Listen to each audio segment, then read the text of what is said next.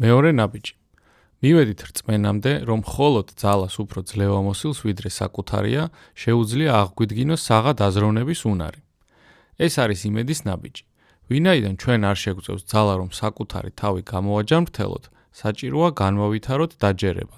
შემდეგ კი რწმენა იმ ძალის მიმართ, რომელიც უფრო დიდია ვიდრე საკუთარი, ანუ უმაღლესი ძალის მიმართ. ძალა უფრო ძლევამოსილი ვიდრე საკუთარია.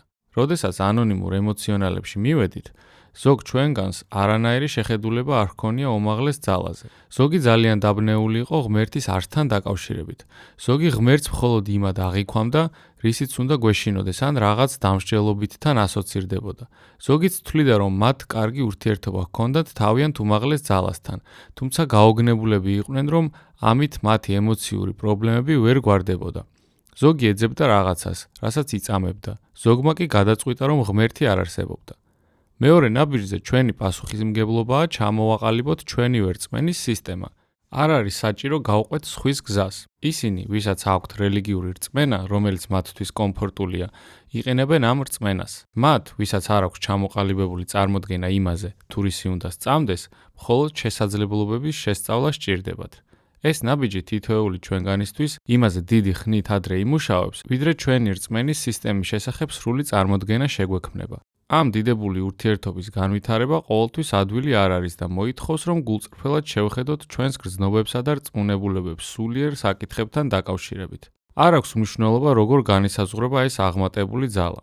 ჩვენ უბრალოდ უნდა შევიმუშაოთ უმაღლესი ძალის შეხედულებათა სისტემა, რომელიც ჩვენთვის მუშაობს. არ აქვს მნიშვნელობა რისი ან ვისი გვწამს. მნიშვნელოვანია ჩვენ გვწამდეს, რომ არსებობს რაღაც ან ვიღაც, ვისაც ჩვენზე მეტი ძალა აქვს და ის ამ ძალას ჩვენს გამოჯანმრთელებაში დასახმარებლად გამოიყენებს.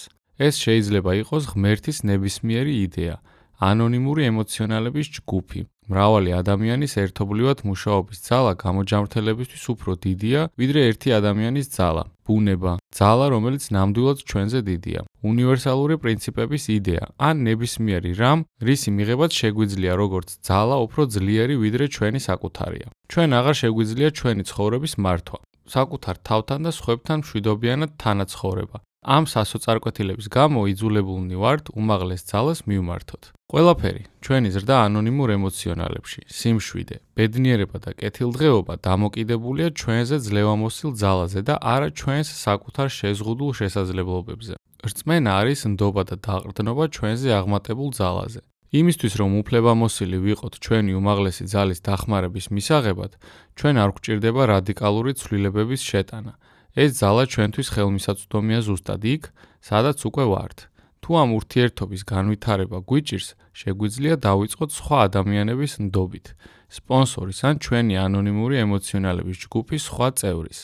მეორე ნაბიჯი მოითხოვს, რომ ვაღიაროთ ჩვენზე აღმატებული ძალის არსებობა. როგორც კი გავაცნობიერებთ, რომ ყოვლისშემძლენი არ ვართ, შეგვიძლია შევწყვიტოთ ღმერთად ყოფნის მცდელობა და ღმერთს მივცეთ საშუალება, რომ იყოს ღმერთი. ბევრი ჩვენგანი 12 ნაბიჯზე მუშაობით აღმოაჩენს, რომ უმაღლესი ძალის შესახებ ჩვენეული აღქმა ვითარდება როგორც სულიერ არსებასთან ღრმა, პირადი ურთიერთობა. ურთიერთობად, რომელიც პროგრამის დაწყებამდე შეუძლებელი იყო. პროგრამის პარადოქსი არის ის, რომ უძლურად ყოფნით ჩვენ პოულობთ ძალას, რომელიც დაგვეხმარება. მივედით რწმენამდე. თავდაპირველად შეხვედრაზე მივედით, სადაც ვნახეთ გამოჯანმრთელებაში მყოფი სხვა ადამიანები. დავიწყეთ დაჯერება, რომ დახმარება ხელმისაწვდომი იყო. ზოგიერთმა ჩვენგანმა გააცნობიერა ჩვენი დაბალი თვითშეფასება. ვერ ვგრძნობდით, რომ ჯგუფისგან ან უმაღლესი ძალისგან დახმარების ღირსნი ვიყავით. შემდეგ გავაცნობიერეთ, რომ ყველანი თანასწორები და ისეთივე მნიშვნელოვანები ღირებულები ვიყავით, როგორც ყველა დანარჩენი. დიახ, ჩვენც ვიყავით დახმარების ღირსნი. თავიდან ამ ნაბიჯის მიმართ ძალიან სკეპტიკურად ვიყავით განწყობილნი, მაგრამ იმის ცოდნა, რომ დასაკარგი ცოტა რამ გვქონდა, გაგვარისკინა და გადავწყვიტეთ დაგვეჯერებინა. დროთა განმავლობაში ვირწმუნეთ, რომ უმაღლეს ძალას შეეძლო ჩვენში აღედგინა საღი აზრი. ჩვენი მხრიდან კი სურვილი და გახსნილობა იყო საჭირო. როდესაც ჩვენ სულიერ ცხოვრებას ვაკვირდებოდით, ბევრმა ჩვენგანმა დაინახა თუ როგორ ვეწინააღმდეგებოდით ღმერთს. შესაძლოა იმიტომ, რომ ღმერთმა არ შეგვისრულა ის, რისთვისაც წარსულში ვლოცულობდით. შესაძლოა დიდი მწუხარება ან იმედგაცრუება განვიცადეთ და გვეგონა, რომ ღმერთმა მიგვატოვა. შესაძლოა ავადმყოფობა გამოვცადეთ და ღმერთს გამოჯანმრთელება ვთხოვეთ, მაგრამ არაფერი მომხდარა. ზოგიერთ ჩვენგანზე მშობლები ან სხვა ავტორიტეტული პირები ძალადობდნენ და ამის გამო დიდი სირთულეები გვაქვს ღმერთის, როგორც მოსიყვარულე მშობლის წარმოდგენის მიმართ. შესაძლოა სულიერ საკითხებში ურჩები ვიყოთ, რადგან გვეშინია ჩვენი კონტროლის დათმობის. ანონიმურ ემოციონალებში ჩვენ ვიპოვეთ უმაღლესი ძალა, რომელიც ჩვენი დამხმარე და მხარდამჭერი იყო. ვისწავლეთ ძველი, ჩვენთვის დამანგრეველი რწმუნებულებების გაშვება და სულიერი საკითხების ჩვენებური გაგების ძიება. აღმოვაჩინეთ, რომ შეხვედრებზე დასწრებით და პროგრამაზე მუშაობით შეგვეძლო ახალი პრინციპების ამოცნობა და მიღება, ხოლო ჩვენთვის მცდარი და მავნე პრინციპების უარყოფა. ზოგიერთ ჩვენგანს პროგრამაში ჩართვისას თავი რწმენით სავსე გვეგონა. ლოცულობდით, რეგულარულად დავდიოდით ეკლესიაში და ვაკეთებდით იმას, რაც სწორად მიგვაჩნდა. დარწმუნებულები ვიყავით, რომ კონკრეტული რელიგიის წარჩინებული წევრობით ჩვენი ცხოვრება ასეთი პრობლემური აღარ უნდა ყოფილიყო. აღმოვაჩინეთ, რომ ხარისხი რწმენაში უნდა ვეძებოთ და არა რაოდენობაში. გავიგეთ, რომ დაჯერება ავტომატურად არ გადაიქცევა რწმენად. ჩვენ შეიძლება გვჯეროდეს ღმერთის, მაგრამ არ გვწამდეს, რომ ღმერთი დაგვეხმარება. გავაცნობიერეთ, რომ ჩვენივე რწმენის პრაქტიკა უფრო მნიშვნელოვანი იყო.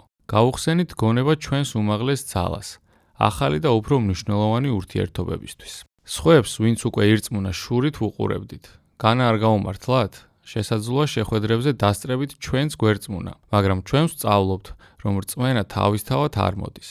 ჩვენ უნდა ვიმუშაოთ მასზე. ჩვენ მზად უნდა ვიყოთ დრო და ღია გონება დაუთმოთ უმაღლესი ძალის კონცეფციის შემუშავებას. ისეც, რომელიც ჩვენთვის იმუშავებს. დაჯერებასთან ერთად მოდის რწმენა და მზადყოფნა. ვენდოთ რაღაცას აქამდე უცნობს, ვენდოთ უმაღლეს ძალას, რომელიც აღგვიდგენს იმ გონიერებას, რაც ასე ძლიერად გვსურს. ჩემზე უმაღლესი ძალის დაჯერება და უმაღლესი ძალის რწმენა განსხვავდება ერთმანეთისაგან. ჩვენ უბრალოდ არ გვსურს, რომ უფრო მეტად გვწამდეს.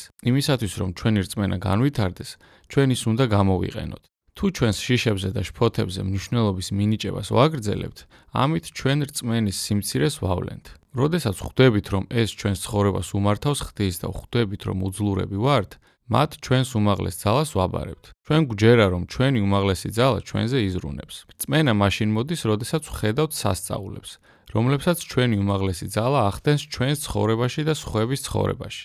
სასწაულები არ არის მხოლოდ დიდი, გრანდიოზული მოვლენები. ჩვენ რწმენას ვიძენთ, როდესაც ვაკვირდებით ჩვენს გარშემო მიმდინარე მოვლენებს და ვიწყებთ თითოეული საჩუქრის ან მარტივი ჩარევის დანახვას, რომელიც ჩვენი უმაღლესი ძალის მიერ შექმნილი სასწაულია. როდესაც ვიწყებთ ამის ამოცნობას და ამ დამსახურების ჩვენს უმაღლეს ძალაზე მიკუთვნებას, ჩვენი გაგება, დაჯერება და რწმენა იზრდება. ჩვენი ცხოვრება შეიძლება გაუმჯობესდეს უმაღლესი ძალის რწმენის გარეშე, მაგრამ ჩვენზე უმაღლესი ძალის ნამდვილი რწმენის გარეშე ვერ მივაღწევთ საბოლოო სიმშვიდეს. საღად აზროვნების უნარის აღდგენა. აღდგენა ნიშნავს, რომ დაგვიბრუნდება ჯანმრთელობა და ძალა. რა მშვენიერია! ზოგიერთ ჩვენგანს ახსოვს ემოციური კეთილდღეობა. ზოგს აღარც კი ახსოვს ის დრო, როდესაც ცხოვრებასთან წინააღმდეგობას არ ვგრძნობდით. ჩვენ ნუგერს პოულობთ იმ აზრში, რომ წარსულში გარკვეულ მომენტებში ჯანმრთელები ვიყავით და ახლა ისევ შეგვიძლია ვიყოთ ჯანმრთელები. კეთილდღეობის დაკარგული შეგრძნება შეიძლება აღდგეს. ეს არის იმედის განცდა, რომელსაც მეორე ნაბიჯი გვთავაზობს. მეორე ნაბიჯში გამოყენებული სიტყვა საღი ზოგიერთი ჩვენგანისთვის ძნელი მისაღებია. საღი ნიშნავს საღ აზროვნებას. ლექსიკონი საღს განმარტავს როგორც გონივრულ ქცევას. ჩვენ გვჭირდება, რომ შევხედოთ ჩვენს ქცევებს წარსულში, ისტერიკას, უკონტროლო ბრასს, კომპულსიურ ქცევებს, სიჩუმეს, ზედმეტ ძილს ან ნებისმიერ სხვა რამეს, რათა დავინახოთ, რომ ჩვენი ქცევა ნამდვილად არ იყო გონივრული ან რაციონალური. ჩვენ გაგვიგია, რომ ზოგიერთი ადამიანის სიგიჟეს არა დემენციას ან აშკარა სიგიჟეს უწოდებს, არამედ ერთი და იგივე ქმედებების ან ქცევის განუწყვეტლივ გამეორებას და სხვადასხვა შედეგის მოლოდინს. ამ საკითხზე გარკვეული ფიქრის შემდეგ უნდა ვაღიაროთ, რომ საღი შესაფერისია. რაც უფრო სრულად ვაღიარებთ, რომ გვჭირდება საღი აზროვნების აღდგენა, მით უფრო მეტად ვეძიებთ დახმარებას ჩვენი უმაღლესი ძალისგან, როგორც ჩვენი პრობლემებისა და სირთულეების გადაწყვეტას. რაც უფრო სრულად დავიჯერებთ, რომ ჩვენს უმაღლეს ძალას შეუძლია აღგვიდგინოს საღად აზროვნების უნარი, მით უფრო მეტად ვეძიებთ ამ დახმარებას და მით უფრო მეტად ვიქნებით მზად, მივიღოთ მესამე ნაბიჯის გადაწყვეტილება, რომ ჩვენი ნება და ცხოვრება მივანდოთ ჩვენს უმაღლეს ძალას.